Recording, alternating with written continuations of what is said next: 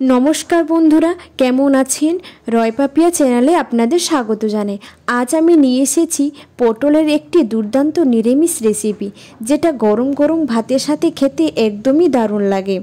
तो चलुन এই पटलेर रेसिपि किभाबे तैरी करछि आमी आपनादेर संगे ता शेयर करी। प्रथमे आमी एखाने पटल निये निয়েছি। पटलेर गाये जे पातला आँशेर मतो अंशटा थाके ओटा भालोभाबे घषे तुले निয়েছি। तारपरे छुरिर साहाज्ये दुदिके भालोभाबे केटे निয়েছি। पटलेर मध्य तेल मशला भालोभाबे ढोके और पटल सहजेई सेদ্ধ हो जाए। तारपरे एदिके निये निয়েছি 1 चामच मतो सादा तिल, तारपरे निये निয়েছি 1 चामच मतो पोस्त। एटिके भालोभाबे आमरा पेस्ट करे आनबो। तारपरे एदिके निये निয়েছি आदा और काँचा लंका, तारपरे निये निয়েছি टमेटो। तो प्रथमे आमरा ओई सादा तिल और पोस्तके पेस्ट करे आनबो। देखे निन किभाबे पेस्ट करे आनछि, एकदम प्लेन करे এনেছি। तारपरे एटिके बाटीते निये निচ্ছি। तारपरे एदिके ओई आदा काँचा लंका टमेटोके एकसंगे आमरा एखाने पेस्ट करे आनबो। पेस्ट करे आनले मशलाटी खेतेও खूब सुंदर लागबे। आपनारा यदि शिलনোড়ায় बाटते चान तो बेटे निते पारेन, आरो टेस्टी खेते होबे। एदिके आमादेर पेस्ट हये गेছে। तारपरे पटलेर मध्य दिए देब परिमाण मतो लवण और परिमाण मतो हलुद दिए भालो करे एटिके माखिए आनबो। এই রেসিপিটি বানাতে খুব বেশি উপকরণ লাগে না বা খুব বেশি সময়ও লাগে না। সকলের হাতের কাছে থাকা সামান্য কিছু উপকরণ আর কম সময়ের মধ্যেই কিন্তু তৈরি হয়ে যায়। তো চলুন আমাদের এখানে মাখানো হয়ে গেছে ভালোভাবে। তো এদিকে এবারে কড়াইটি গরম করতে বসিয়ে দিয়েছি। কড়াই গরম হয়ে এসেছে, এবারে এর মধ্যে দিয়ে দেব সাদা তেল। আপনারা যদি সরষের তেল ব্যবহার করতে চান তাহলে সরষের তেল দিতে পারেন। এখানে আমরা সরষের তেল দিইনি, সাদা তেলই দিয়েছি। তো তেলটি গরম হয়ে আসতে এর মধ্যে দিয়ে দেব পটলগুলি একটু একটু করে ছেড়ে দেব। তো ভালো করে তেলটি গরম করে নেবেন। এবারে পটলগুলোকে উল্টে পাল্টে ভালোভাবে ভেজে নেব। দেখে নিন কীভাবে ভেজে নিচ্ছি। আপনারা যদি চান তো ঢাকা দিয়েও হালকা হালকা করে ভাজতে পারেন, তাহলে কী হবে পটলটি তাড়াতাড়ি সেদ্ধ হয়ে যাবে। তো আমাদের এখানে ভাজা হয়ে এসছে, আমরা বেশি ভাজবো না, একটু হালকা হালকা লাল করেই ভেজে নিয়েছি। দেখে নিন কীভাবে ভেজে নিয়েছি। তারপরে এটিকে আমরা তুলে নেব। তুলে নিচ্ছি।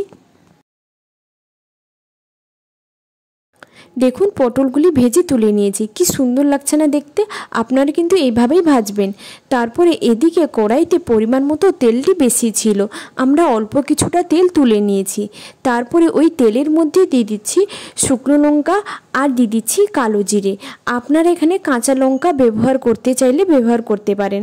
তারপরে দিয়ে দিচ্ছি পেস্ট করে রাখা টমেটো, আদা আর কাঁচা লঙ্কা এর মধ্যে এড করে দিচ্ছি।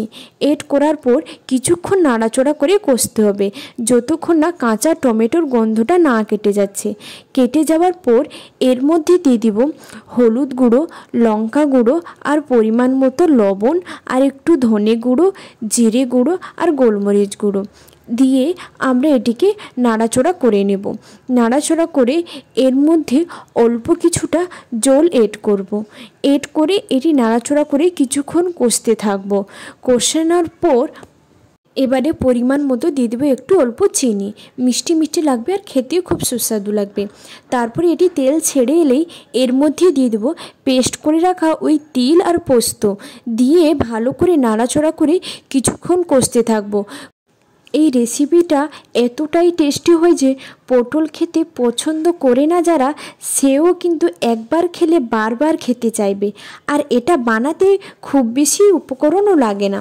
তো চলুন এদিকে আমাদের ফুটে এসছে তরকারিটি, এর মধ্যে দিয়ে দেব ভেজে রাখা পটলগুলি। দিয়ে দেওয়ার পর কিছুক্ষণ নাড়াচড়া করব। দেখে নিন কীভাবে করছি, আপনারা কিন্তু এইভাবেই করবেন আর বলবেন আমাকে কেমন হয়েছে। তো চলুন তারপরে দিয়ে দিব অল্প পরিমাণ জল। জল দিয়েই আমরা ঢাকা দিয়ে রেখে দেব। তিল বা পোস্ত রান্নার সময় আঁচ কিন্তু বেশি রাখবেন না, তাতে কিন্তু স্বাদটি নষ্ট হয়ে যাবে। তো রান্না কিন্তু একদম তৈরি হয়ে এসছে। এবার এটা গরম গরম ভাতের সাথে খান, আর খেতে কিন্তু জাস্ট ফাটাফাটি লাগবে। আপনারা যদি এইভাবে কোনো দিন বানিয়ে না থাকেন তো অবশ্যই এইভাবে বানিয়ে খাবেন। তারপরে উপর থেকে একটু গরম মশলা আর একটু ঘি ছড়িয়ে দিলেই তৈরি হয়ে যাবে আজকের পটলের নিরামিষ রেসিপি। আমার যদি এই রেসিপিটি আপনারা নতুন কেউ দেখে থাকেন তাহলে প্লিজ সাবস্ক্রাইব করবেন, লাইক করবেন, শেয়ার করবেন। আর পরের রেসিপির জন্য অপেক্ষায় থাকুন, আমরা আবার একটি রেসিপি নিয়ে আসব। Thank you.